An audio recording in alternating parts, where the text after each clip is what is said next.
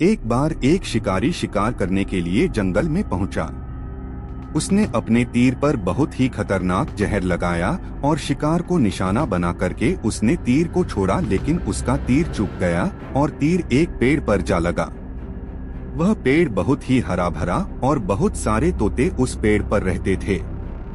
जैसे ही वह जहरीला तीर उस पेड़ पर जाकर लगा, वह पेड़ धीरे धीरे सूखने लगा और उस पेड़ पर जो भी तोते रहते थे वह एक एक करके उस पेड़ को छोड़कर जाने लगे। उस बड़े से पेड़ के कोटर में एक बहुत ही बूढ़ा तोता रहता था जो बहुत ही धर्मात्मा और अच्छे मन का था। सभी तोते उस पेड़ को छोड़कर जाने लगे थे, लेकिन वह बूढ़ा तोता जाता था, दाना लेकर के आता और उसी कोटर में आकर के बैठ जाता था, परंतु उस पेड़ को छोड़ने को तैयार नहीं था।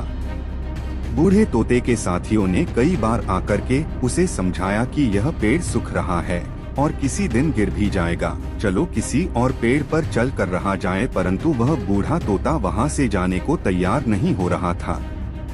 अब यह बात देवराज इंद्र तक पहुंची। उन्हें बताया गया कि एक तोता है, वह जिस पेड़ पर रहता है उस पेड़ पर एक जहरीला तीर लगने के कारण सूखने, गिरने और खत्म होने के कगार पर आ पहुंचा है और एक बूढ़ा तोता अभी भी वहीं पर रह रहा है। वह दाना लेकर आता है और वहीं पर रहता है, जबकि उस जंगल में बहुत सारे पेड़ हैं, लेकिन वह उसी पेड़ पर रह रहा है।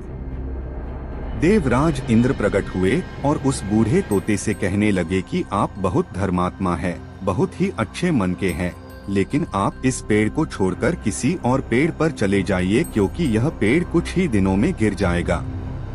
तालाब के पास में बहुत से बड़े बड़े हरे भरे पेड़ हैं, बड़े बड़े कोटर हैं, उन पेड़ों पर फल भी लगे हुए हैं, उन्हें वहीं पर तोड़कर खा सकते हैं, परंतु यहाँ से आप चले जाएं।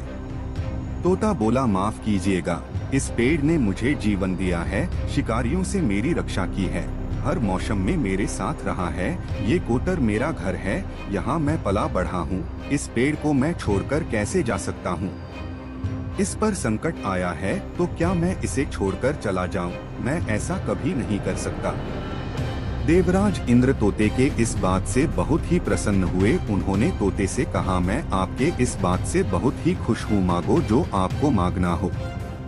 उस बूढ़े तोते ने कहा, मुझे बस इतना मांगना है कि जिस पेड़ ने मुझे जन्म दिया, जहाँ मैं रहा पला बढ़ा, जिसे आप मेरा जन्म भूमि कह सकते हो, आप इसे फिर से वैसा ही हरा भरा कर दो जैसा यह था।